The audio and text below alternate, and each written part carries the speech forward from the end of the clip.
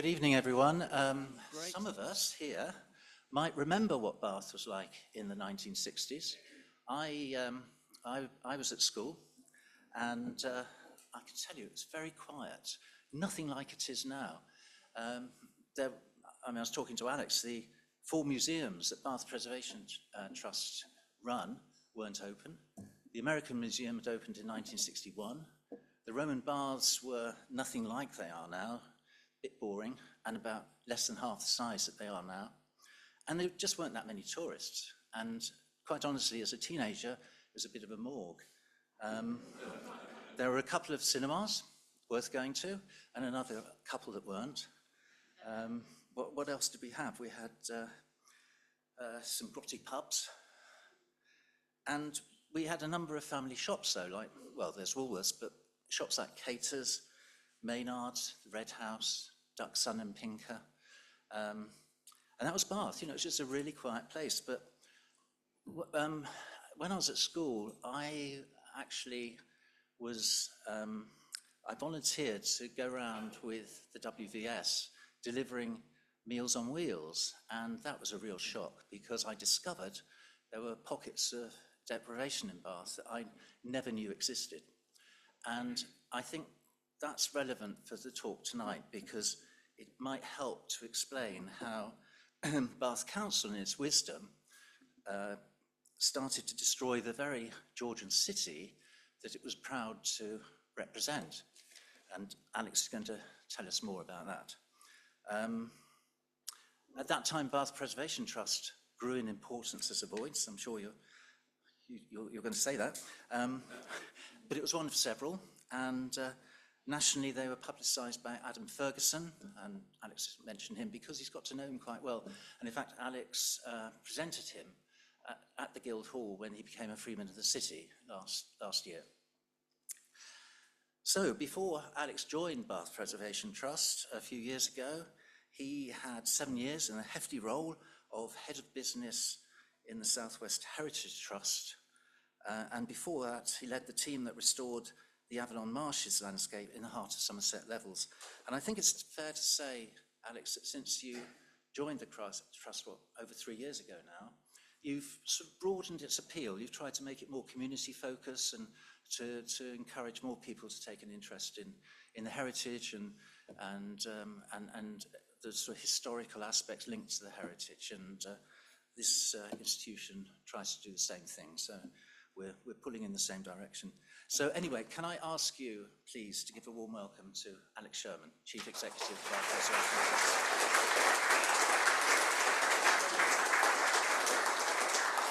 Preservation. Thank you very much, Paul, and thank you very much for your warm welcome.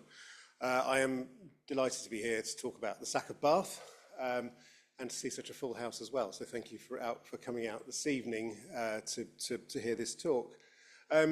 I've been with Bath Preservation Trust about 4 years now, as Paul said, and it's been a really interesting time to learn more about our collective history, 90 years of Bath Preservation Trust this year, and the significant influences which it's had and will continue to have upon the city, but also its involvement with many of the people and many of our allies who have helped that to happen, including, as you say, Adam Fergusson and the many people who rallied behind the effort to respond to the sack of Bath and then what came afterwards.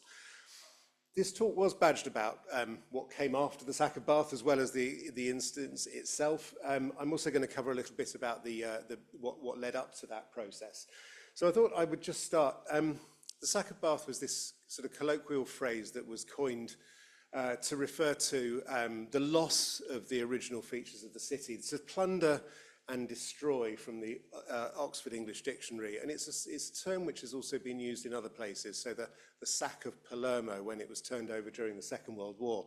But it was this phrase that was coined to characterize what was taking place when there was this intentional large-scale loss of historic fabric.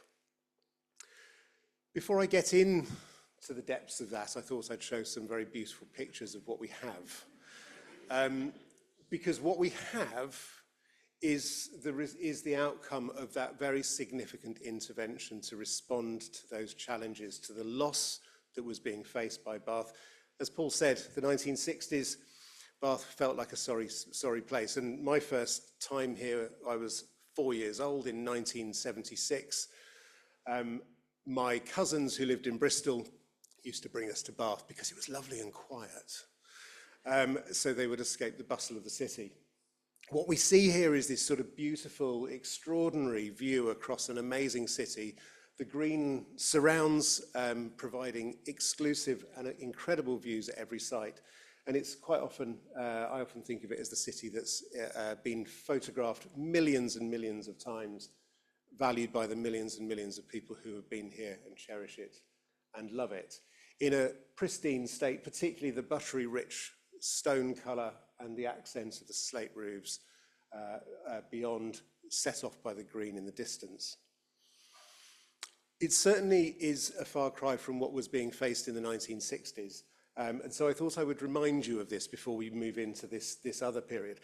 So before we get to the sack of Bath, I'm going to take us back a bit further than that, because I think the sack of Bath was, for me, and looking back on it, it was one of a series of interventions in the city which was trying to bring in something new, something different.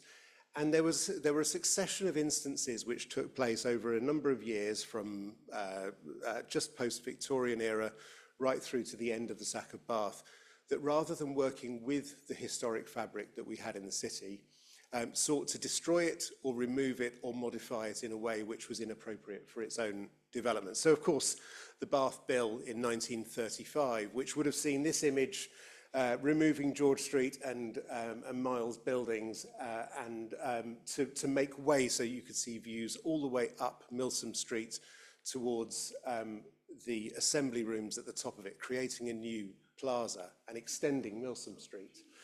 Of course, it didn't happen. It was one of the first successes of Bath Preservation Trust rallying itself against this. And it's not about Bath Preservation Trusts per se, it's about the fact that it introduced the concept of routine change and the removal of large parts of our historic fabric. Of course, the bombardment of Bath was something inflicted upon us, but that also opened the door to the concept of removing heritage which had been damaged rather than seeking to reinstate or enhance or bring it back. And 1942, we of course all rallied behind the cause of the Second World War. But what came after that was the Abercrombie Plan, which would have seen a plan for Bath, removing some of the historic fabric that hadn't been bombed, removing some of that original fabric to create new places. The municipal building here behind the Royal Crescent, the widening of the road at Julian Road and taking it underground to lead off to the east of the city. That was also overturned. But the concept of removing fabric, I think, had already taken a hold. And the government at the time were also seeking to do something significant. So Sir Colin Buchanan was somebody who was employed by the government to look at issues to address what was perceived to be happening in the future. So the growth of population, the need for people to be able to move around was a particular driver. And of course, in 1963, he was commissioned and wrote a notable book called Traffic in Towns. So popular was this book that it was turned into a Penguin, or possibly a different publisher, made it as a public volume. And I'd intended to bring a copy along today. The forecasts in 1963 were that by 2010, there would be 40 million cars on the road. And that was the principle driving Sir Colin Buchanan's idea about traffic in towns. The idea was to change the road network to make it more sustainable to accommodate more traffic and to manage the way that that influenced cities. What actually happened in 2010 was there were 30 million vehicles on the road at the time. Now, in today, there are about 41.7 million. So they weren't really far off in their predictions, and something substantial needed to be done. Now, I'm hoping nobody has linked to Colin Buchanan here, but I think at the time there was a cautious sense that there was something needed to be done to deal with the issue of traffic in town centres. And in 1963, I think the ideas that Colin Buchanan came forward with were seen as being reasonable and potentially pragmatic. It didn't last for very long, sadly.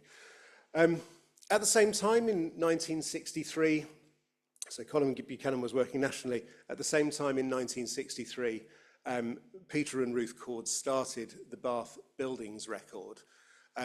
There was a sense that the City Council at the time was considering something significant as an intervention in Bath to deal with decaying fabric, some of the parts of the city that were still unloved and uncared for and still showing the damage of the bombing during the Second World War. And there was this sense that there was something that needed to be protected. Peter Cord, of course, was a notable architectural artist, and his wife Ruth Cord. Together they created the Bath Buildings Record and then systematically travelled around the city recording historic fabric. When I say recording historic fabric, there are thousands and thousands of hand-drawn pieces of work which can be found in Bath in time, but these are records of architectural features, of ironwork, of metalwork, of cornicing, plasterwork, brickwork, some of the features of Georgian Bath. Many of these now are all we have left of that record, showing many of the buildings that no longer exist. But it was a particularly prescient time, I think, and they were right, as it turned out, to undertake that work. It was also accompanied by the collection of thousands and thousands of photographs that recorded all of the streets of the city, volunteered and donated by various different people. Jean Pratt, for example, provided many of those images, as well as did other people. They were recording they maintained a record of a city which no longer exists today. So, back to Sir Colin Buchanan. The news of his appointment to advise on traffic problems facing the city was warmly welcomed by many people following his publication of Traffic in Towns. So he was then to set about looking at specific issues that were affecting the city of Bath. I've been looking through the history of Bath Preservation Trust, and in 1963 we welcomed his appointment because he was seen as a pragmatist, somebody who might make a difference. But when he published his planning and transport study in 1965, I think the mood very rapidly turned against what was being proposed, because he came up with the concept of resolving the problems of Bath by digging a tunnel. I'm sure this will be familiar to many of you, the idea of creating a tunnel to take traffic out of the city altogether. And forgive me, I'll try to make this reach. It used the phrase, many people in Bath will be expecting straightforward, understandable proposals for highway improvements and car parks. Proposals which will solve all the city's traffic problems within a reasonably short period of time. Unhappily, there is no prospect whatsoever of such expectations being gratified.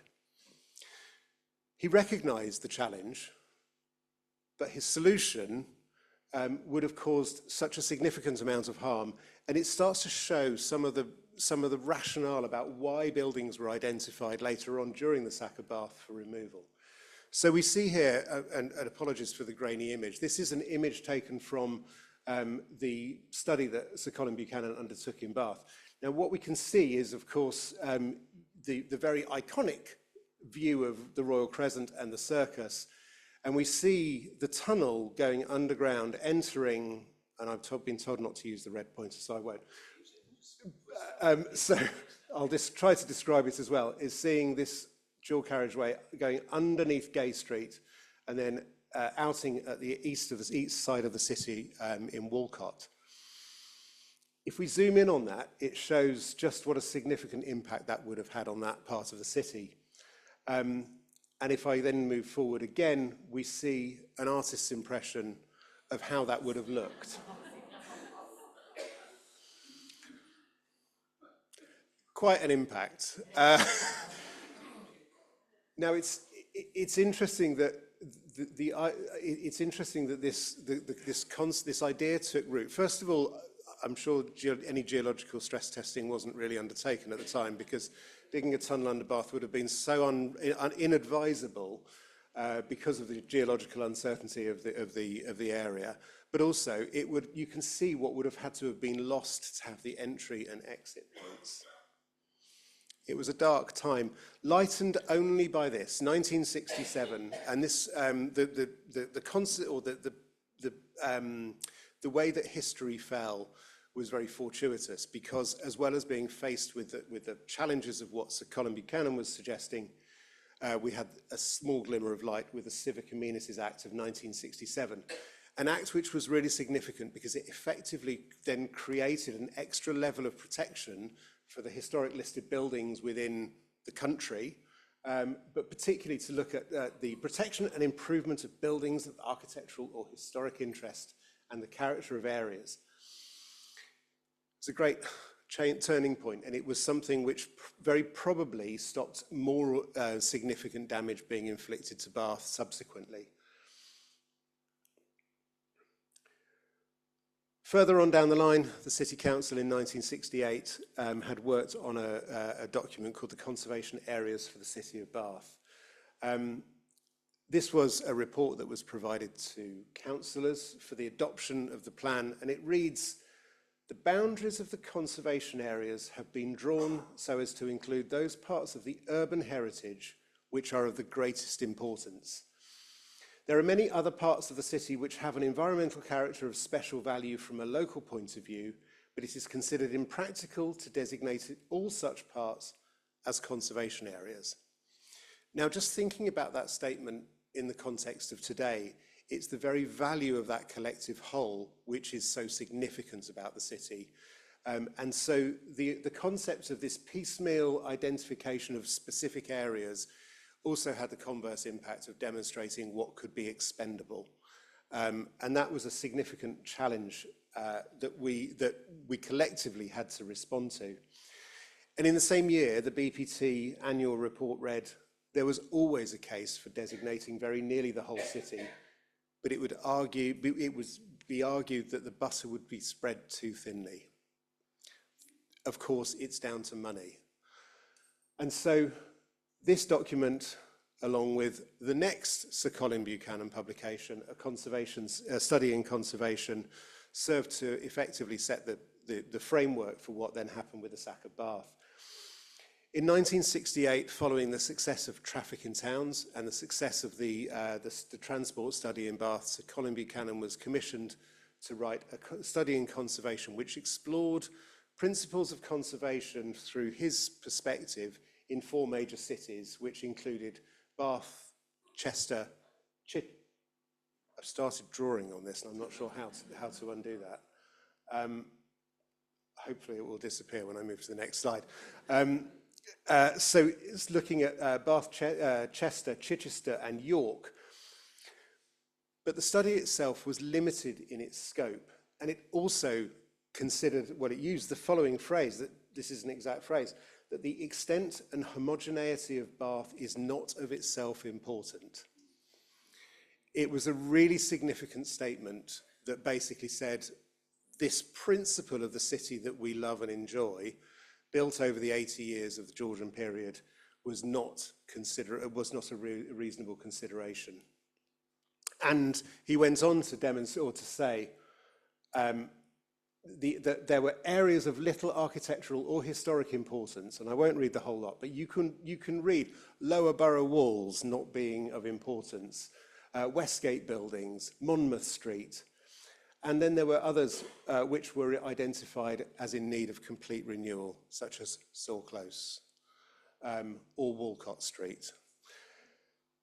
Now, it starts to show the overriding view. So Sir Colin Buchanan was an advisor to the government. He was appointed to look at conservation principles across the country. And the City Council were listening. They were also of the same view that there needed to be something done for Bath. And it set the framework. I'm going to try and get rid of... Can we live, are you able to live with a red line? Because I'm struggling with it personally. So what then happened is this issue with the beginning of the sack of Bath. And of course, this iconic image is of the Holloway being destroyed. And I'm sure all of you will have read the book of the sack of Bath, so I won't be repeating all of the images in there. But it starts to show the demolition and destruction that was taking place of a lot of the buildings. So the Holloway was destroyed in 1969. There was also this sort of loss of these Georgian buildings on the top pictures to make way for what came afterwards, which was concrete brutalism with the bus station, not what you'd describe as a fitting replacement, and of course the Southgate shopping centre, which very quickly fell into a relatively poor state. And what we lost was very significant. This is not a full account of all of the buildings or streets that were lost, but it is a record that I found in our own archives in a discussion between John Betjeman and Adam Fergusson as a record of what was lost. And there are some really notable points here, not least the High Street, but Balance Street, Waterloo buildings. We lost Fielding's house where Tom Jones was written. You know, these are really significant parts of our collective heritage that were lost, but the theme of why they were lost becomes very evident, and as we'll find out. The loss of these buildings also brought into focus the importance of the Peter and Ruth Cord archive, the Bath Buildings Record, because they are unique architectural images recorded faithfully by a skilled artist of buildings which no longer exist. So the one we see here is number 1 Trim Street, demolished in 1969. And photographs don't quite do justice to the architectural features of the building that were taken by the eye of the artist. And they record what was lost. They record the pillars at the front, the railings, the detail in the brickwork. We also see from the photographs, which were also part of that archive, the sorry state that that building was in, left to rot and decay and being unloved and uncared for, and then being removed as part of the sack of Bath, the loss of that building, losing the integrity and coherence of the street. Waterloo buildings next to the Kennet and Avon Canal, pictured here in 1965, were very quickly removed. I mean, and what's notable, of course, is that you will see the blackened facades of the buildings, which we no longer routinely see in the city. But we see here the destruction. What you'll notice from the previous picture is, of course, all those houses were occupied. So there was this huge clearance of houses and homes that were clearly being lived in and loved to make way for the road for what was to come next. This image was taken in 1969. Regent's Terrace in Widcombe, another great loss. Again, parts of that collective of buildings recorded by Peter Cord in his drawings. So the only real remnant that we have left of that line of buildings. Places like the Rose Inn and Lampard's buildings was lost. So, and the theme of this is that many of these buildings were maybe some of the more humble dwellings, the places that we maybe would have celebrated less at the time anyway. This image taken is the signs of redevelopment behind Kingsmead Square. This whole area was really significantly damaged during the Second World War, with Kingsmead Street lost entirely. The developers then removing the rest of it. And this image taken directly from Adam's book, The Sack of Bath, as he describes it, this is the last view you will see of Phillip Street.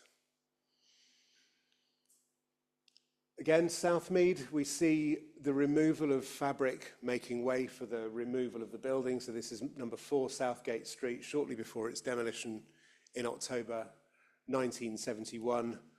And back to Lampard's buildings. This is a great image, I think, because it shows the historic buildings that have been left to decay and to rot, with contemporary buildings behind them, with as a poor showing, a poor representation of what they are replacing. Adam Fergusson said it very well. He observed, these buildings could have been renovated for less than the cost of their unloved replacements. I'm not sure if that was ever a consideration, the concept of restoring or refurbishing, but the idea of demolishing was much more simple, even if it was more expensive. And here we see the back of Lampard's buildings with that same block of flats, contemporary block of flats in the background.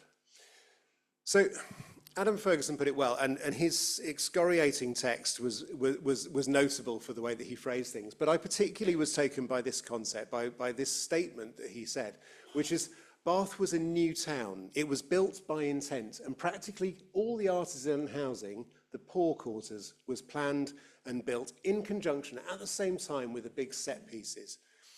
And so the terrace cottages of the grooms, the ostlers, the stonemasons, the road makers, the porters, the sedan chair characters, the pimps, the pickpockets and the whores, they were all made of the same. They all aged at the same rate. But at the time, of course, they were as perfect and as graceful and as harmonious as the Bath of the middle and upper classes. And so all of Bath grew old together. It was unique. I would also reflect that at the time of the Georgian occupation of Bath, when they were building over that period of 80 years, it was also a social norm for people to be mixing, to be at the assembly rooms with the people who were commissioning buildings through to the people who were building the buildings. So there was a great social mixing, and Beau Nash himself was a great supporter of what were referred to in Adam's words as the poorer people.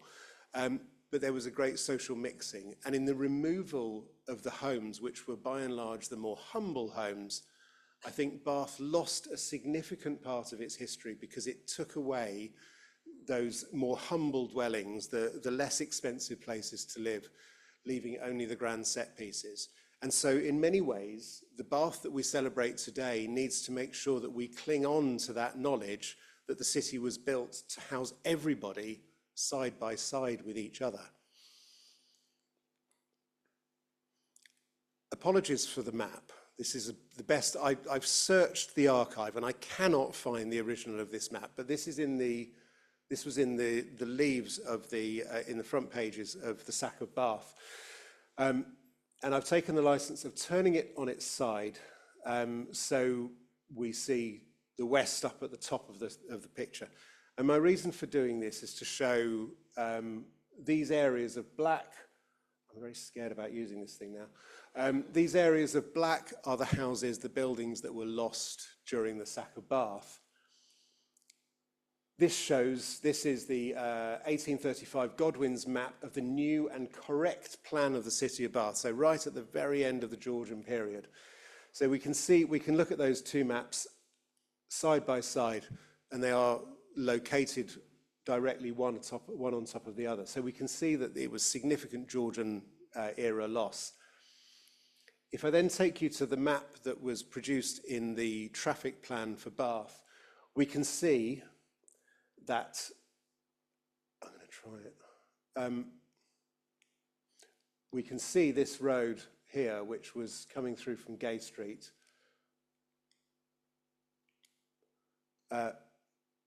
would have been coming out around here. These buildings were very significant to enable that tunnel to have been built.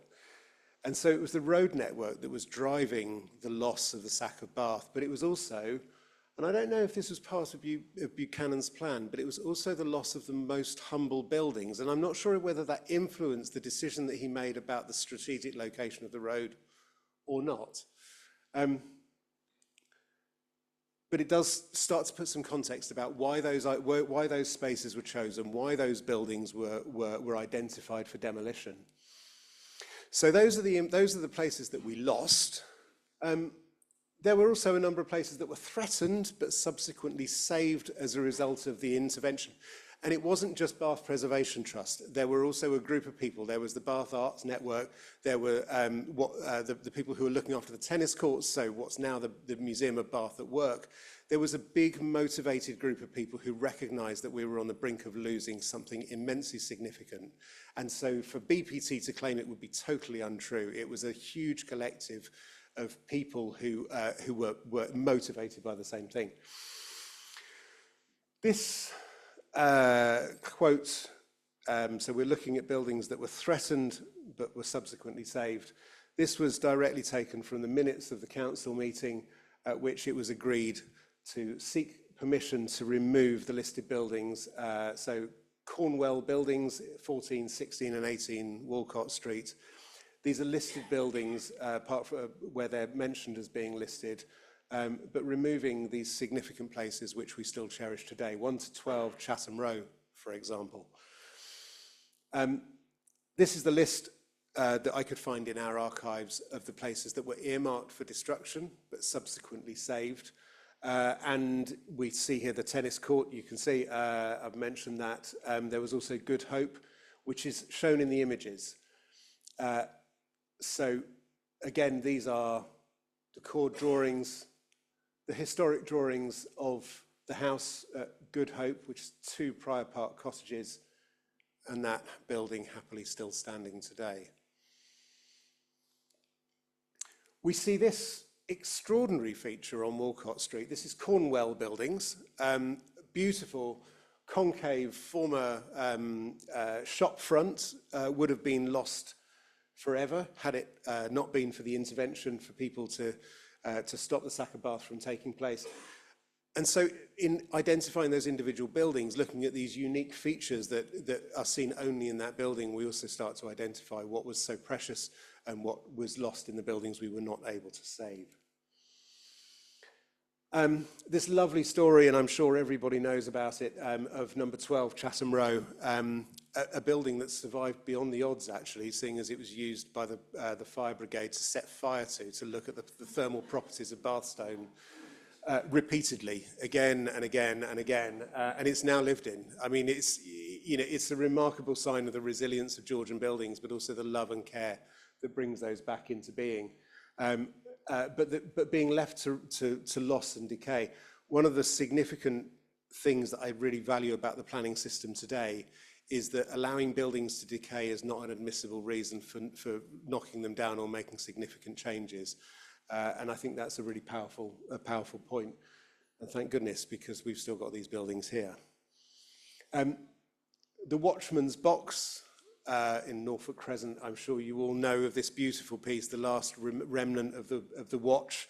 Probably fewer drunken people inside the box, because the watch was eventually disbanded because there was a little bit too much drinking in these places, actually. So law and order wasn't necessarily kept as well as it could have been. And St Anne's Place, inhabited until 1971, it was identified for demolition in 1972 for a 2-level traffic interchange, thankfully still retained. And what came next? Well, I mean, it's hard to describe, but and I mean no disrespect, but it's concrete brutalism, really. So obviously this building still exists, and there were many notable other buildings around this time of very stark, quite faceless places. This building, St James Church, was demolished to make way for Woolworths, now the Marks and Spencers, and you can see this line of buildings. If I go back to the previous picture, put some context. So the removal of some really significant icons and landmarks, as well as the more humble dwellings. We have the top of the new shopping centre. I haven't really got words to describe this. I think the picture says everything. And of course, the concrete development on Upper Borough Walls, where it meets the High Street as well. And we've already seen this picture of the Southgate Shopping Centre. That was what replaced many of the buildings, because as well as the road network, we were also left with these derelict scars on the city, which were being replaced with what was seen as modern brutalism. And I've missed out of these some of the more notable buildings, like the Smithson building, which is something which is much more revered. Some of the Smithson buildings still have a place in our heart, but by and large, most of the buildings in Bath were, that were modern replacements failed to live up to what they replaced, but they also failed to replace that more humble housing. And so forever we have lost that mix of demographic in the city. By the 1970s, early 1970s, 1972 saw a visit to Bath by Lord Snowdon with Adam Fergusson, because news of the sack of Bath was reaching national ears. At that time, John Betjeman was one of the trustees of Bath Preservation Trust, and we were connected with Adam Fergusson, who'd written a previous article about Bath for the Times, and he visited Bath with Lord Snowdon to take a photographic record of the rest of the city, but also the derelict sites. Those images are what went on to furnish the book, The Sack of Bath, which was a book unofficially commissioned by Bath Preservation Trust to raise the profile of what was taking place and to be publicly published nationally. And at the same time, in 1973, Peter and Ruth Cord published their book, Vanishing Bath.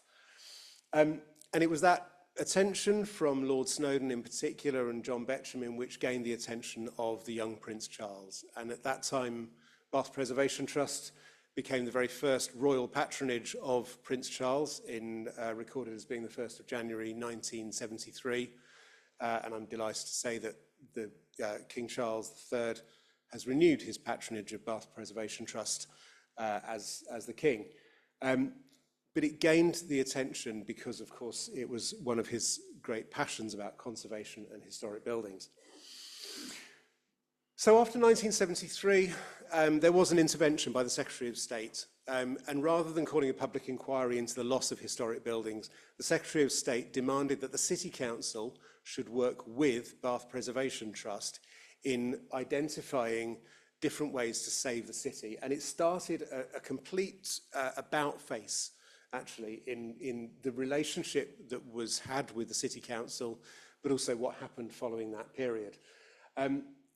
So in 1974, BPT was invited to join a joint steering committee with the Department of the Environment, Avon County Council and Bath City Council to look at experiments in traffic management, but also to prioritise the preservation and conservation of the historic heart of the city of Bath.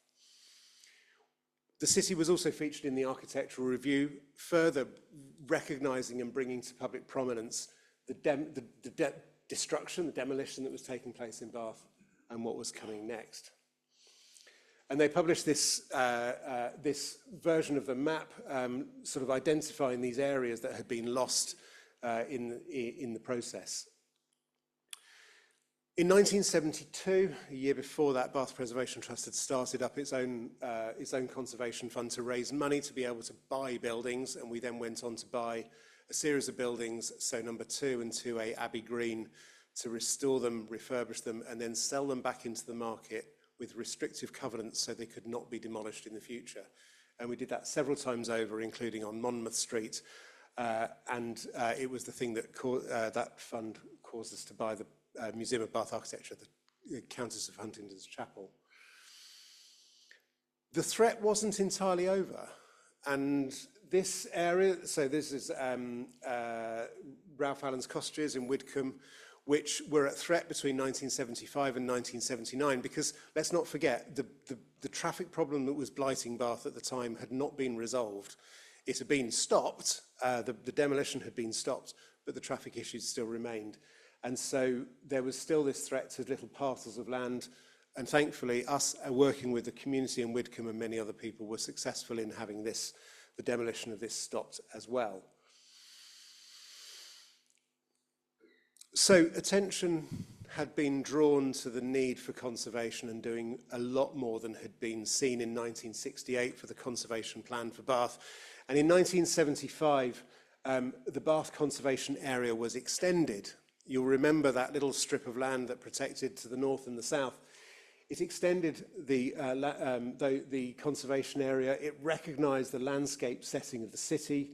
It made the whole city a contiguous area, recognising the collective value, but it also, for the first time, recognised the pockets of rural surrounds that were so significant in the setting of the city, and the relationship between the built-up areas and the green setting as well. This went on to cause the council to then publish a further study called Saving Bath, a programme for conservation. A significant movement in the space of 10 years between a conservation plan which effectively enabled wide-scale destruction. In 1980, there were policies published for the conservation area and particularly for Western area Riverside. And in 1984, the first draft city plan was prepared that would celebrate rather than criticise the collective whole of the historic centre. In 1985, the town scheme was revised, a landscape survey was started, and what we're seeing here is the beginning of the process of seeking the inscription for World Heritage. When we look at the council's desire to attain World Heritage, we must see it for what it is. It was a 360 or a 180-degree turn. It was a volte-face. People started revering and recognising the value, but also recognising the community energy that went into saving that historic centre. And in 1986, the World Heritage inscription submission was received by the World Heritage Centre, and in 1987, Bath, the city of Bath, became a World Heritage Site. Now, my reading of World Heritage is there are only two cities that have the same level of protection, such a complete level, which is Bath and Venice. But I would also reflect that Bath is more completely covered by the inscription of World Heritage than Venice is. And I would also observe that no other city has received such a complete level of protection since, possibly because of the challenges that it creates. But I won't go into that.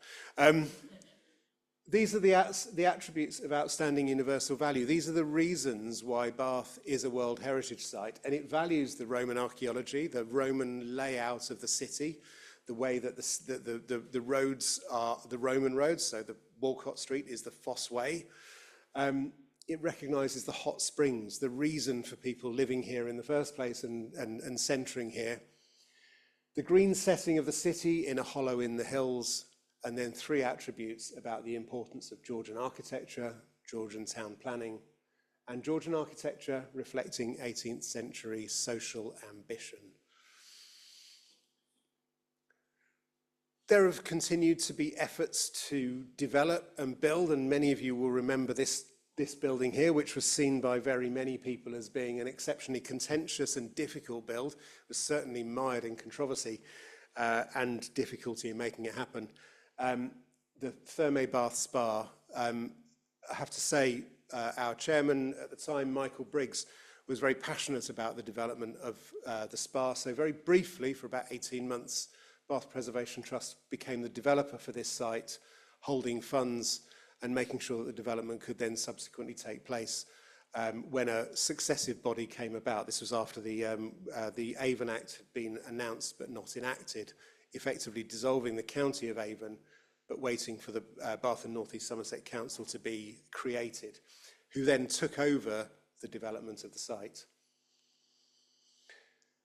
In 2021, the city received its second World Heritage inscription as one of 11 of the towns in the great spa towns of Europe, celebrating, again, the attributes of outstanding universal value being the mineral springs, the spa spatial ensemble, the buildings that had grown up around the spa to make it work, the architecture, the therapeutic landscape, this green setting which we enjoy and love, the spa infrastructure, the function, and of course the internationalism that being a spa city, spa town brought.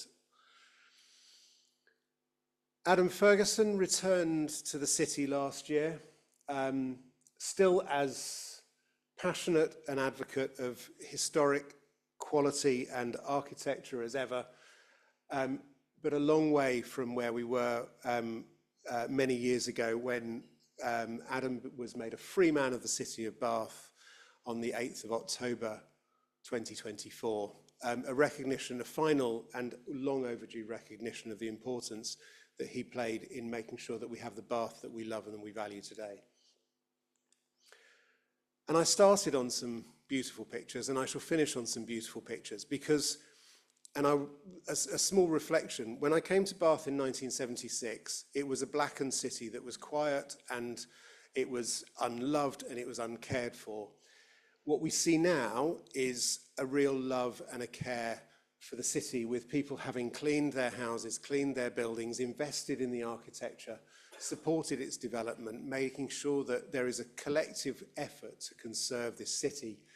And I firmly believe that Bath is one of the most highly conserved cities in the world, because it has still, although we lost a significant amount of architecture, it has retained the integrity so that the streets we walk today still have the feel and the character and the fabric of the streets that would have been walked 250 years ago. And so I think it's fitting to remind ourselves that all of the effort that we went through from the sack of Bath actually led to a significant amount of restoration and conservation, which I doubt would have happened otherwise. And the World Heritage inscription, as difficult as it can be from time to time, is also something which has enabled us to conserve and preserve this unique, complete city. So I'll leave us on these images before I open the floor to questions.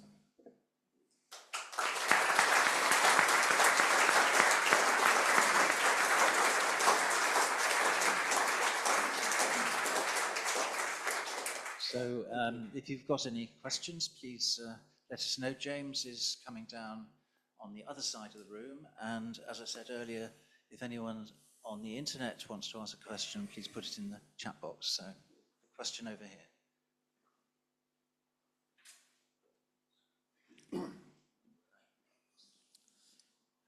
Given that Bath is unique in the fact that the Georgians planned the countryside to blend with the city, and the city to have views into the countryside, that there was no barrier, why is it that the Bath Preservation Trust is about to acquiesce to the building of the new height of the rugby stadium, which is going to block an important part of the Georgian town planning, which was to build this connection?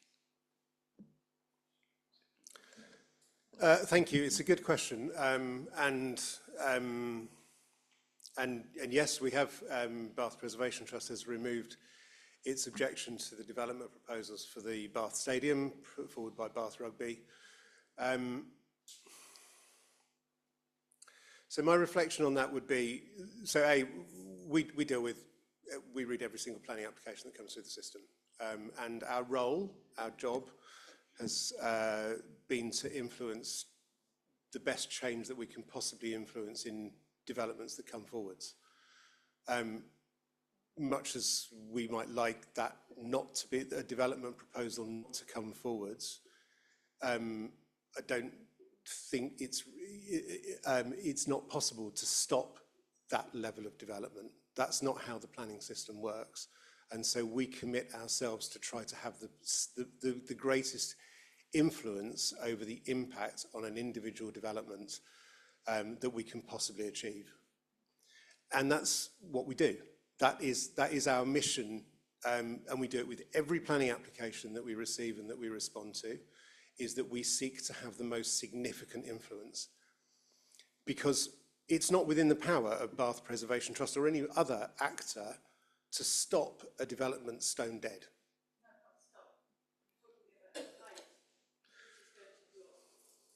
It is, and we absolutely acknowledge that there is a degree of harm which will be introduced, and so we evaluate that the level of harm that will introduce using the planning tests that are available in the identified in the National Planning Policy Framework, the Town and Country Planning Act, and various other related issues to diminish the level of harm so far as is possible.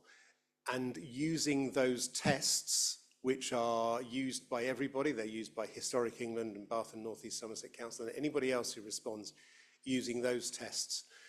It does not appear to us that there is anything more than a less than significant level of harm. And that is why we removed our objection, because we do not believe that there is a defence in planning terms for that development not to be going ahead. And I know that that is something which many people won't accept.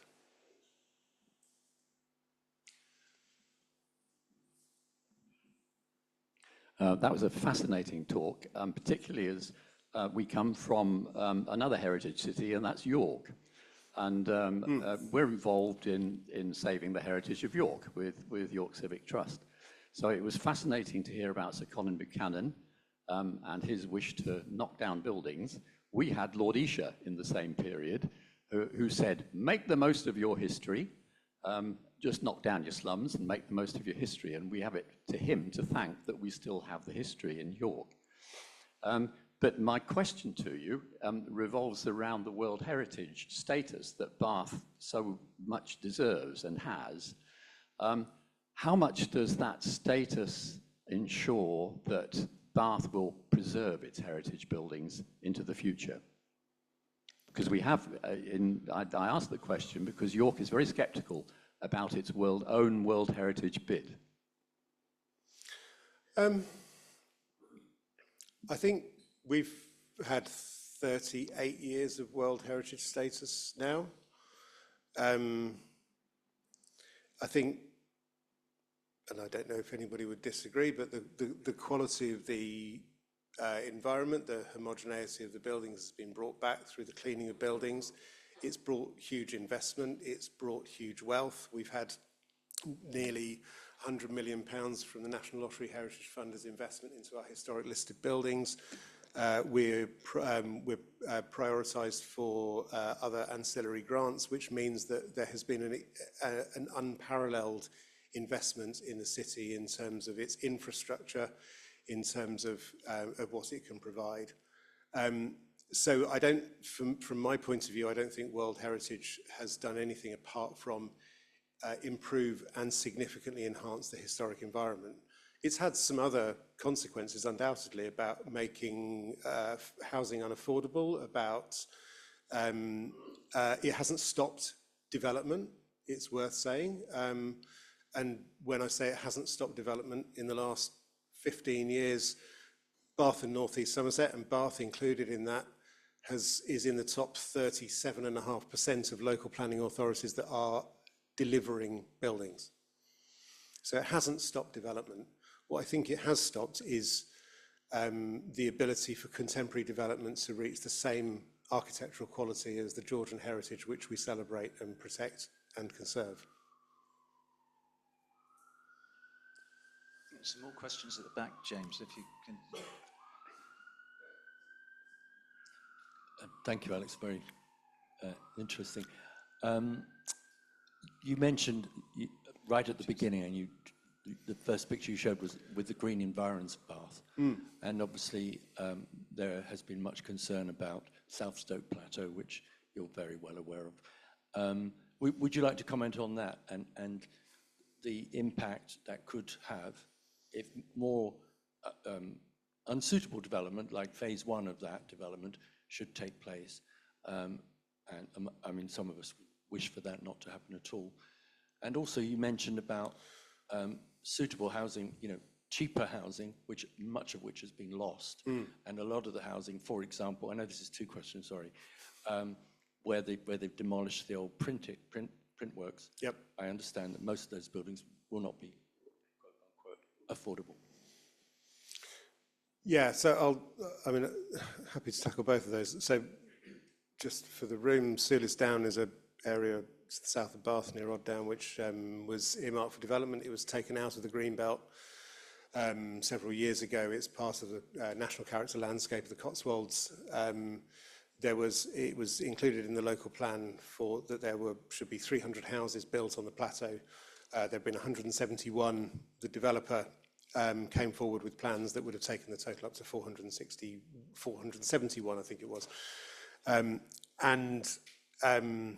and that recently went through an appeal process, which the South of Bath Alliance and a group of local parish councils and a collective that Bath Preservation Trust was involved with was successful in overturning the determination, and so that development won't happen in that version. Although it's still, I know that the developer is still intending to do something. And so the difficulty with that, and that particular site, of course, is its piecemeal erosion of the green belt. And the piecemeal erosion, I think, is problematic because it's by stealth. You know, a piece here, a piece there. I'm also very sympathetic to the other side of our issue, because if you look at Bath Press, the average house price of Bath Press for a 2-bedroom, 74 metres squared starter home in Bath Press is 19 times the average UK salary. £560,000 average UK salary is about £32,000. And so not a single person who works in my organisation can afford to buy that. If you looked at Sulis Down, they're marketing a 4-bedroom house there for 1.1 million. I mean, it's an impossible situation. And the reality is that the availability of land in the centre of the city of Bath means that there is not sufficient capacity to house the number of houses that we need. Now, that might work today, but it means that children, grandchildren won't be able to afford to stay close to family. They won't be able to afford to work. It's about 65% of the people who work in Bath are on the average wage or lower. You know, 80% of people who work in hospitals are working on below the national average salary. 85% of people who work in universities are in the same boat. We have 2 universities, thriving hospital. We have a thriving economy. There are undoubtedly problems in Bath, but we have 4% vacancy rate on the high street. If I go back to one of the places I came from, where I lived in, Bedford, in the east of the country, has got 25% vacancy rate. It's a dying town. Hull is a dying town. You know, we are an exceptionally fortunate community to have a 4% vacancy rate on our high street because the economy is thriving and people are wanting and choosing to come to Bath and spend money. So the problem with that is that the people who are making that economy happen can't afford to live in this city. And that does not feel just or fair.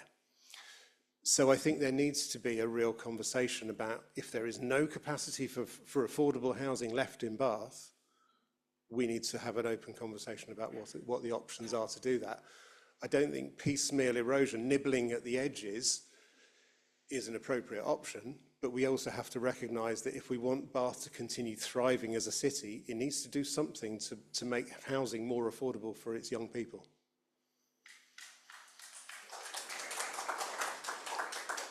Question, I've got a question here. Is there anything Bath Preservation Trust can do to put some pressure onto the owners of the old King Edward School to bring the building back to life?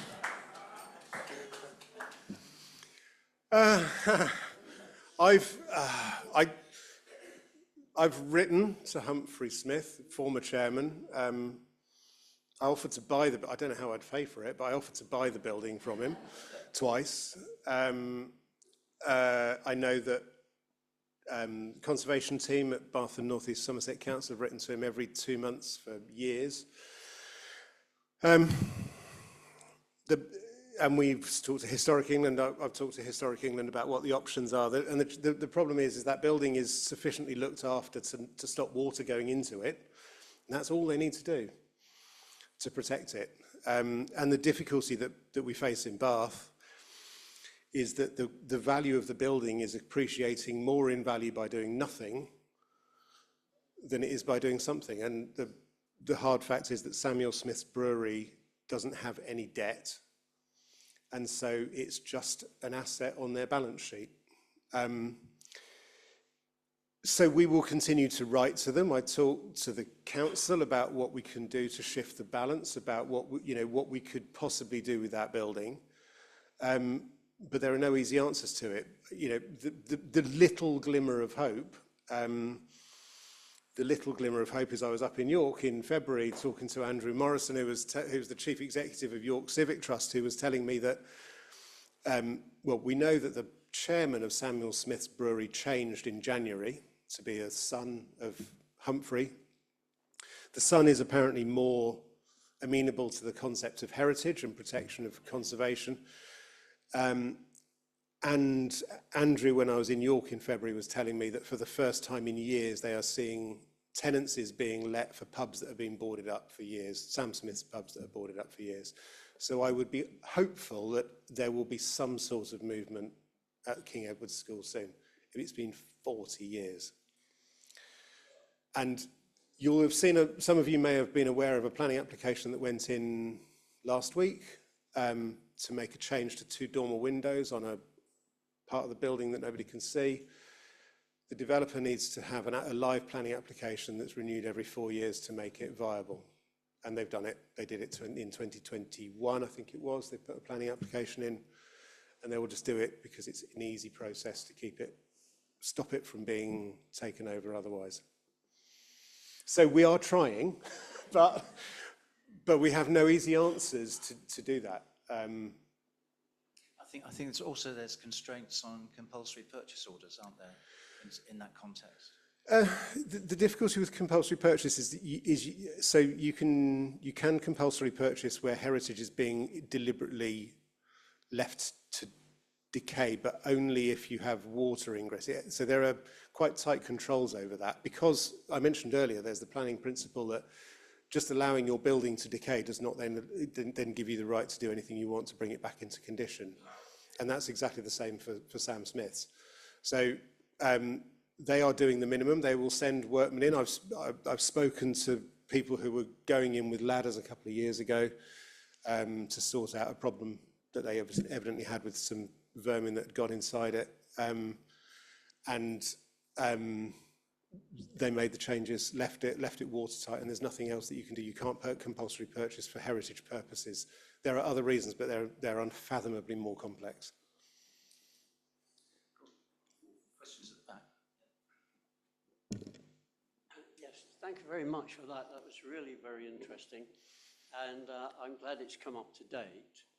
But I would like to just ask, first of all, how many people here can remember Bath in the 1960s before the sack? About 4 or 5. More than I expected. That's good. We, I'm sure, can all remember the city. It was largely black in colour. It was, it had enormous social problems. Some of those beautiful buildings, you walked in through the front door and the stench would hit you. The sanitary arrangements were at best 18th century, and yes, 18th century, and not very good 18th century either. And the 18th century was that you had servants to run up and down stairs with your sanitary ware and with your food. And there were now people living in little flats with shared bathrooms on various floors. And there were still beautiful buildings. You could look at them, you could go in sometimes, and a lot of them were council flats. The Paragon was almost entirely council flats, I believe. And they had these magnificent rooms. There's no doubt about it. You could walk into a room and it was stunning because they had the 18th century architect's proportions. But what was the council up against? They had this, to put these buildings into a really habitable condition, to clean them up, even just doing the best buildings was going to be immensely expensive for a city that was not over wealthy at the time. So I think in a way, calling it the sack of Bath is a little bit demonising people who were doing what they could to make life more tolerable not for the buildings, but for the people. Now that was my feeling. And now you've come back to, we must do this for the people. And that's true. Just briefly, I've no doubt that things were done with the best of intentions. I think the difficulty was that there was a lack of communication with the many people who were opposing it. And so, you know, in any of those situations, compromise needs to apply. And it didn't, my reflection on that is it didn't really apply. Got some questions at the front here, so shall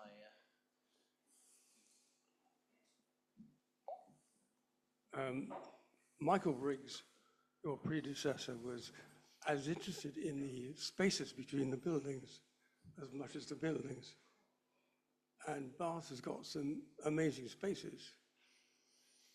Now, I think you got off a bit lightly on the first question because we actually did go into battle for the development of the cricket ground.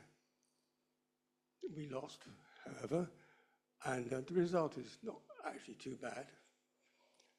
Why haven't you gone into battle on the recreation ground? Because you refer to it in your last report as negative impacts to a sensitive and vulnerable site. Now that site actually belongs to the people of Bath, the citizens of Bath. It's a piece of the public realm. You should have gone into battle much more seriously, and it's still plenty of time to do it. I don't think you answered the First Lady adequately. Thank you.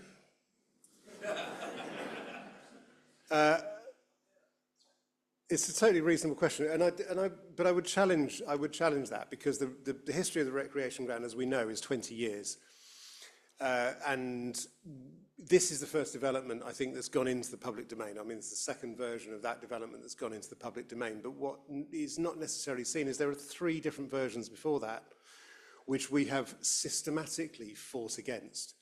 And the reason they didn't go into the public domain is that we systematically fought against them because they were utterly inappropriate and they would have been much more egregious. And you will remember, I'm sure, there was a website back in 2017 which did publicise a scheme which was 4 metres higher because of the need to accommodate a car park and flood controls underneath it. And so we did go into battle and we did ultimately succeed in overturning that scheme. Now, whilst I would say that I totally understand that there is no decision on the recreation ground which is going to satisfy everybody in Bath, we are long past that point. And if I could go back 20 years and had an influence on the way that that proposal was being put together in the first instance, it should have started with a very large and open, wide-scale conversation with the city. That opportunity was lost from the first instance. In terms of the development that we have in front of us, there has been significant concession. At every step of the way, we have seen concessions made based in response to the issues that we have previously raised. For example, punctuated views to have through views from the city. I've spoken to, I can't tell you how many people, I've spoken to season ticket holders who love the concept of a new stadium, season ticket holders who hate the concept of what's on the table. I've spoken to people who are not season ticket holders. I'm not a season ticket holder. I don't watch rugby, don't play rugby, don't follow rugby. But I've spoken to people who are not season ticket holders who love the development and people who are not season ticket holders who don't like it. There isn't a solution that's going to work for everybody. There is a hard reality that the development of the stadium creates amenity for a significant number of people, and that is also a valid planning consideration. So what we do is we respond, as I said earlier, we respond to planning applications that are in the public domain and we seek to have the biggest influence over them, knowing that it's not in, you know, the biggest fight we put up is not going to stop it from happening. So, that's where we are. We made our assessment in discussion with experts in planning, with architects, with advisors, independent advisors who we work with, and our own determination that the development as it stands on the table meets just about the conditions that will enable it to pass through the planning system. And that's what we do with every application.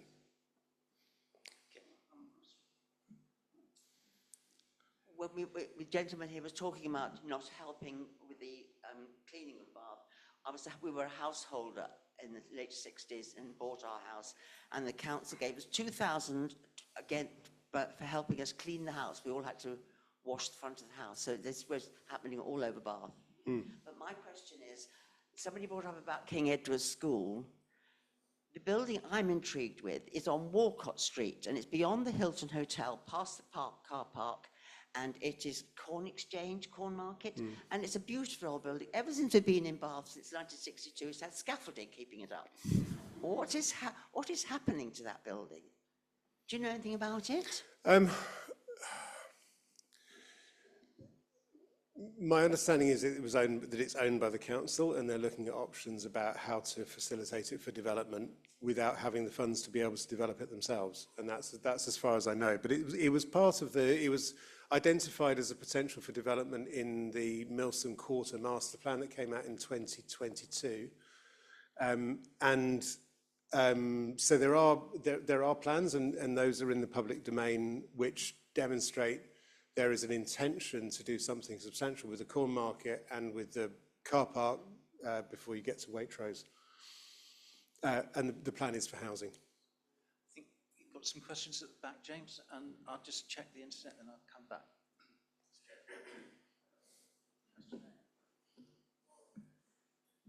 Hello? Yeah, so the question I've got is, some of us have been to like places in Poland where the whole place was flattened and then was rebuilt. And you wouldn't go, if you go to Gdansk today, you'd never know it was completely flattened in sort of 1945. And I know there's significant housing proposals in the next couple of years coming to Bath, or there are rumours of that, significant numbers of housing. So I suppose the question I've got is, well, two parts really. The first part is to what extent would you advocate the rebuilding of some of these areas that have been destroyed? And the second part of it is to what extent you influence the character. I mean, new buildings are inevitable. We have to be a living city. But what extent do you influence the character of those new buildings to align with the sort of overall character of the city? Yeah, thank you. I don't know Gdansk personally or intimately, so I couldn't comment on that. I think that the Georgian era was a remarkable time for building, and it built to a certain style that was interpreted in different ways by different people, and it evolved over that period. The problem that I see with sort of looking to emulate that now, rebuilding an entire city by intent, I think that's clearly what happened in Gdansk. I think building buildings that look like simulated Georgian buildings would be a really poor outcome for Bath.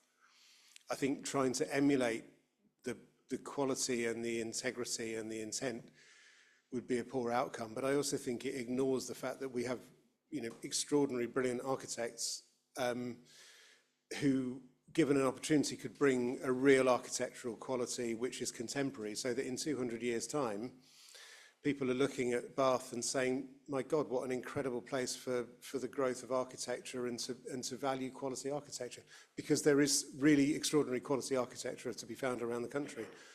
I would just love to see more of it in the city of Bath. It's not going to affect the historic centre, because the historic centre is a conserved, loved, protected environment. But I would love to see better quality architecture in our new buildings than we're seeing.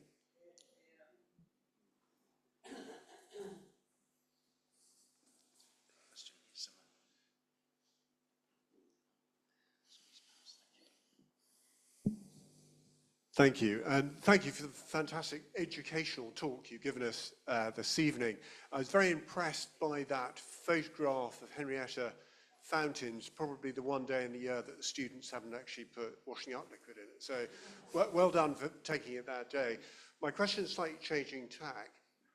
How do you support the council in looking at the latest technology to be able to adapt our Georgian stock to be something that we can live in today? I'm thinking of solar electric windows that we can use being double glazed or better insulation, etc. Yeah, I mean, we work with the council on a variety of initiatives. I mean, I don't know if you know, but Bath Preservation Trust published what I think is the first free-to-access guide to retrofitting historic listed buildings in the country back in 2011. We still work in that area. We work with not only the council, but people like Bureau Happold and Green Gauge and various different people, and are really interested in the potential for that. We've got a grade 1 listed building on the top of Lansdowne Hill, which has got solar panels on it and is heated by air source heat pumps. So we do what we can to work with the local authority to identify that. I think there are some undeniable blockages. So, for example, we would say that secondary glazing ought to be freely, there ought to be plans should be created that should be freely available throughout Bath that would allow people to apply secondary glazing to a standard model, and for there to be a more liberal approach to listed building consent that would allow that to happen. In theory there is, but in reality we're still seeing that the council is sort of standing in the way of that sometimes. But that said, we are working with them to find constructive solutions to that. And there are some, I mean, part of the problem is funding. There are some really amazing solutions that we've seen in Bath. So two I'll mention. One is a householder put an air source heat pump in their coal hole. They were supported by a company called Green Gauge, which are environmental engineers. We've got 2,500 coal holes in Bath. It's a really, really convenient way to have green energy powering your home without creating a visual impact. And the other one is one by the National Trust, working with an architect firm called Connolly Wellingham, where using the funding, and we objected to the first application, which was to use Finio glazing, which is a vacuum glazed system to replace a poor quality 1950s sash window in the assembly rooms. The response to us objecting to it, and a few other people objecting to it, was that the architects went back and they worked more closely with the manufacturer to come up with a much more sympathetic option. And the piece of work for that has shifted, to my mind, the narrative nationally about what can be achieved using that technology. So we work as closely as we can, but the problem is, and I'm sure many of you will be sympathetic to the problem of what Bath buildings are like, is I was talking to, there's an installer, a retrofit installer who lives on London Road called Lee, who started the journey of retrofit for his Georgian building, and £100,000 worth of underpinning work later, he hasn't got any budget left. So we do what we can to support them and provide support, but the cost is expensive. So for us, it's contingent on us, I think, to identify a scale of what would be appropriate retrofit that becomes affordable to a broader array of people, and that's what we're working on at the moment. So, whether I can pass this down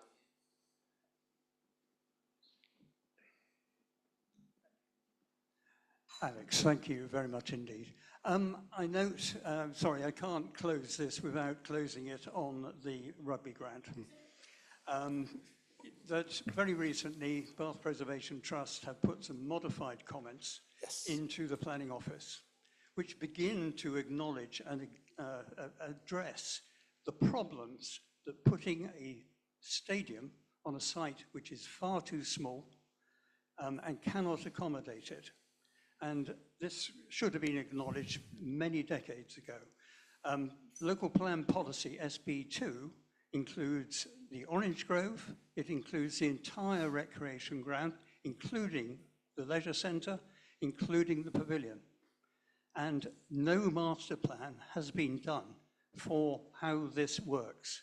It is squeezing a stadium into a very restricted area, which is colliding with Grade 1 listed buildings. I'm sorry, but you've really missed the point. I appreciate your points of view on that.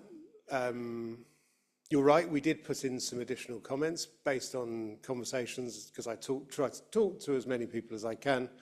Had an exceptionally instructive conversation with Ken Loach, where we agreed on one point and disagreed on another. The first point that we agreed upon was the very first point in the modified comments that we put in, which is about there ought to be a primary and sole non-transferable licence for use for the applicant to ensure that the rights for use of that stadium are not automatically transferred. These are not admissible planning issues. These are ancillary issues which are really fundamental to that development and which we didn't feel could go unnoticed. And my reason for timing it now is that the determination will be in front of the next planning committee or the one after that. These are reasonable. They're also a response to talking to the to PERA, the Pulteney Estate Residents Association, and they deal with many of the concerns. As I say, the concept of a stadium happening is not within our control. And we know that we can see the changes that we recommended, as did many other people. We can see that those have been influenced. I've talked to ICOMOS UK, I've talked to Historic England, I talked to Bath and North East Somerset Council, and there have been a series of processes where we all know that change has needed to be effected. These are ancillary issues around noise profiles to be monitored and enshrined as they are, about light management, about geological stress testing.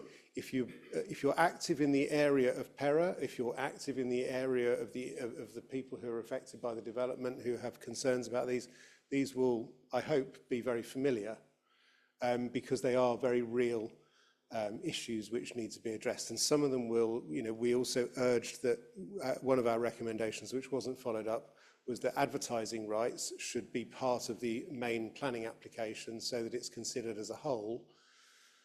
We will be watching very closely the advertising rights application that comes in if the development proposal is accepted for the stadium, because that becomes the next biggest issue to be dealing with. It's not part of the planning application at the moment, so we can only respond to what's in the planning application. These are recommendations to make sure that they are registered and considered when it comes to the next stages. Okay, I think we've got time for one more question, and then I think we'll hit the deadline at 9 o'clock. It's just a brief comment. I am a Bath Rugby season ticket holder, and I can say that a lot of the season ticket holders are grateful that this looks as though we're going to get a new stadium, because those people that come to Bath, many of them are former Bath people but can no longer afford to live in Bath, but they still come in for the entertainment from the rugby and also the money. They're aware that if the stadium doesn't enlarge, in time it will fail.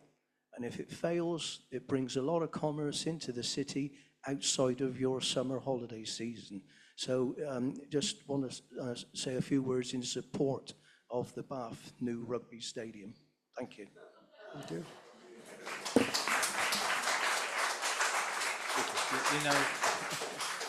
We could talk about this all night. We did actually have a